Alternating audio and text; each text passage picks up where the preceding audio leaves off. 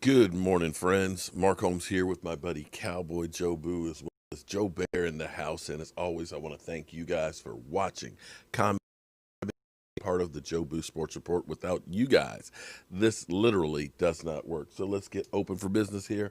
And let's wake up my football gods. Wake up here this morning. Wake up. How are you guys doing today? Today, happy game day. This has been incredible because we had games on Sunday. Not really good. It was kind of ugly watching the Eagles play and Carson Wentz. Ooh, boy, it was ugly. And watching the Giants take it and get a win in Seattle, another ugly game. And then we watched yesterday the Washington football team. Well, that was another ugly game, but congratulations to both of those two winning teams. And then, of course, we did our live stream last night. But today, Tuesday, the first time in the history of the Dallas Cowboys, they will be playing on a Tuesday night. And it's going to be a tall task. It's going to be a tall task because they're going to have a friend on the other side of the field for the Ravens. One, Dez Bryant will be playing for the Ravens, and you got to figure that he's going to have some motivation, of course, to play well. It's kind of like, ladies, you know what you do, ladies. Ladies, you know exactly what you do.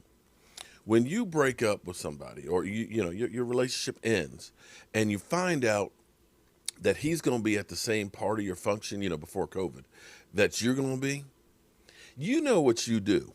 You know exactly what you do. You go through and you get that dress that just kind of goes, makes everything just kind of like, just accentuates the curves. You get your hair done extra nice. You spend a little, an extra half an hour on that makeup. You get those long lashes and you make sure you got that red lipstick on. And when you get to that party, what you do. You know what you do. You make sure that you got a little extra sway in the hips when you walk past him. So that way, as he's seeing you, his eyes are literally following along and his mouth is wide open saying, damn, what was I thinking? You want to make him jealous. You want him to literally eat his heart out. That's Dez Bryant tonight. He said, hey, there's no hard feelings. I got my new family here. We good. It's water under the bridge. But you can guarantee if he gets the opportunity to show up and show off, he going to show up and show off. Now, for the Dallas Cowboys, it's going to be rough because Baltimore is a great running team, and stopping the run has been our Achilles heel for a couple of years now. Ever since the Rams in the playoffs were able to get Todd Gurley going, it seems like it's been a blueprint out on how to beat the Cowboys. Now, we've done some better things in spurts with Gallimore, as well as Antoine Woods in the middle after we got rid of Dontari Poe and Emerson Griffin and things. It seems like we started making some headway, of course, getting Randy Gregory's help. But we still have to really and truly, especially against Baltimore, stop the run. Lamar Jackson was activated yesterday, hasn't practiced since Thanksgiving, so maybe he has a little bit of rust. Now, I don't know where you as Cowboy fans are at this moment on, do you want to win this one? Do you want to lose this one? Currently, we're sitting at the 5th spot for the draft. If we lose this one, I think we'll move back into the 4th spot. If we win this one, we may drop back a place or two, and then the Eagles will be ahead of us. So we're actually playing tonight for something. I don't know what, but we're playing for something. If we win, we're still in the race against the Giants in Washington because the Giants are ahead, but we beat the Giants head-to-head once already. If we keep pace with the Giants, then that makes Week 17 for all the marbles. And you see the Giants right now are playing well. And dare I say, right now, if you're the Giants, you're actually feeling good because, yeah, you probably won't go anywhere in the playoffs, but you've won 3 games in a row. You feel confident now about your coaching staff.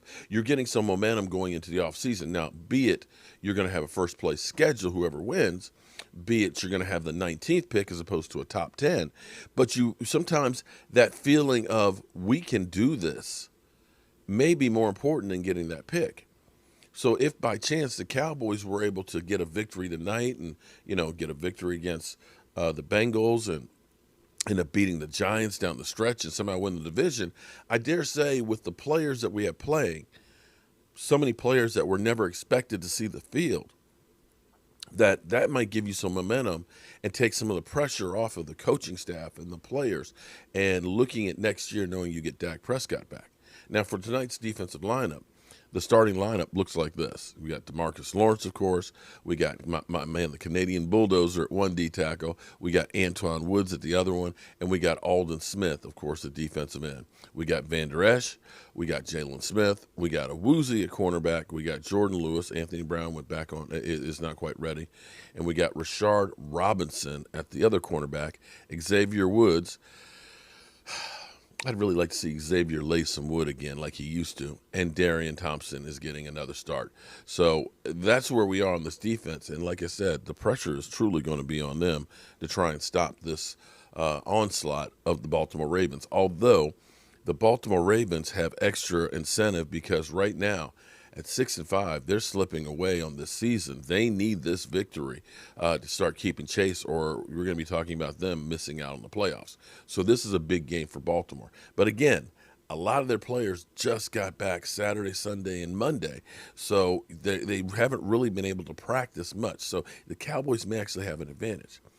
Now back to whether or not you think we should tank this season, or for the draft picks and things. And, of course, a lot of people keep thinking that best thing we can do is just draft another quarterback so you don't pay Dak Prescott, that he will literally hamstring you. Well, you know what'll hamstring you is if you end up picking a quarterback in the first round and it ends up being Jameis Winston, or a Josh Rosen, or a Marcus Mariota, or a Paxton Lynch, or a Jared Goff, or a Carson Wentz. Those are things that will definitely handicap you in the future. The best bet that you can make, and there's no guarantee in football ever. There's no guarantee in football ever. But the best bet you can look at is knowing that Dak Prescott plays well with his guys. Dak Prescott can make Amari Cooper roll. He can make Michael Gallup look great. He can make CeeDee Lamb would have been Rookie of the Year. He can make Zeke Elliott get a little bit motivated there. Throw some M&Ms at him and things. Get him rolling, even when things aren't perfect with the offensive line. As we look at this cap situation, it may have just gotten a little bit easier to sign to sign Dak Prescott. Now, depending on which site you use, today we're using Sports Track, looking at cap space projected for next year. Now, here's the thing.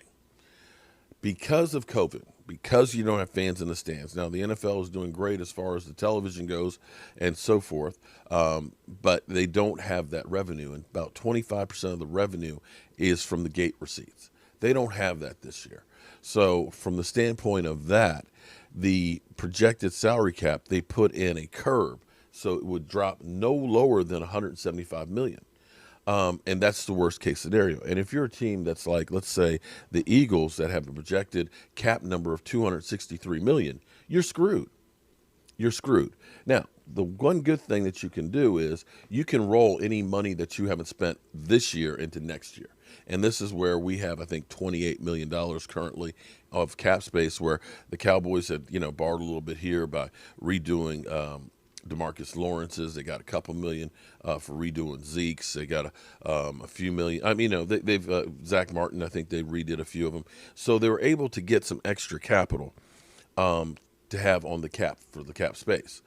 But there's an interesting article and rumor, and I say rumor because Mike Farello, and I probably mispronounced his name, Mike Farello, who absolutely hates the Dallas Cowboys and definitely has always made it his goal to throw shade on Dez Bryant. He's the guy who basically said there might be a video out there that's 10 times worse than Ray Rice of Dez Bryant, which, of course, there was never anyone, and it started off this whole wild goose chase or witch hunt or whatever you want to call it that literally libeled Dez Bryant. We never heard anybody say, my bad, we're sorry. I guess there wasn't a tape or anything.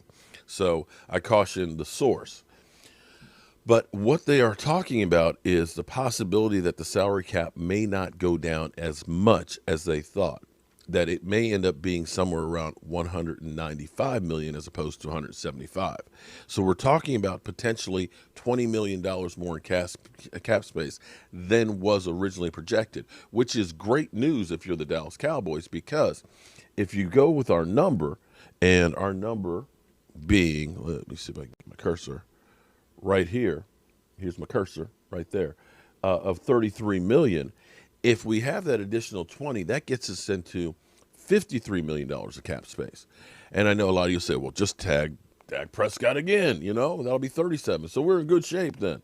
Well, you could do that. You could go ahead and just say, yeah, we're going to go ahead and franchise tag you. I'm not sure that Dak Prescott wants to play on the franchise tag. I don't know if it'll be a situation like Russell Wilson literally said, if you do not sign me to a long-term deal by the 15th of April, I will never sign a long-term contract with you. Or if it'll be like DeMarcus Lawrence's deal where he says, I'm not playing on the franchise tag. I will not get my shoulder operated on until I get a long-term deal. I don't know that Dak is that guy to do that. However, the best thing you can do if you're looking at this is get that deal done. Get that long-term deal done, because instead of having a $37 million cap hit, you could convert that and make that like a $20 million cap hit. So that way you have relief. So on top of looking at this from the standpoint of saying, okay, we might have 53. For those of you out there that say we need to spend money, okay, you could potentially have $33 million worth of cap space without doing anything else to anybody else's contract. And there's places on contracts where you can restructure to get some more cap relief, because knowing that come 2021, oh my goodness, they're going to be printing money for the NFL, because what's going to happen is the NFL is going to be renegotiating the television contract. I've touched on this a little bit yesterday. I've been trying to put together all the pieces and stuff, and it's no one article out there that says, here's how everything goes. This is my interpretation of the data that's out there. We know that ESPN has already let it known, and they put more money into the NFL because they want to have a Super Bowl. They want to have a Super Bowl on ESPN. They are basically gambling their future. They're cutting back staff and things like that. They are literally on life support, and they want to make sure they can be that network, that cable network that can have the Super Bowl, that may be the lifeline that they need. So they're all in. Fox Sports, they don't want to lose, of course, their gig. So, of course, they will have to up their ante, as well as CBS. But wait, there's more. AT&T owns DirecTV. Here's the thing. For AT&T, they're not really making money off of DirecTV. Like I said, I don't, I'd love to have Sunday Ticket, but I don't want that satellite dish, and I don't want to have, lose my satellite feed when it rains. Sometimes when it rains real heavy, when I used to have it, I'd lose the signal. And I don't want to have to be locked in for another 2 years. I'm already locked in with the cable provider I have. So they may be looking to get out of that.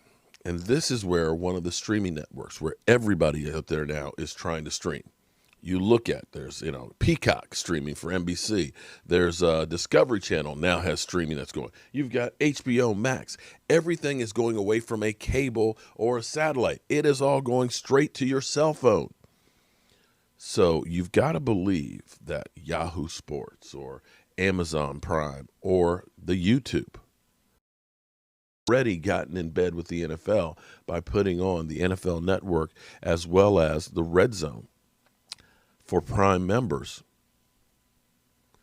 Not Prime members. What are premium members? Premium members for YouTube. Sorry, I don't get mad at me, Google. Don't get mad at me. Okay, it was a slip.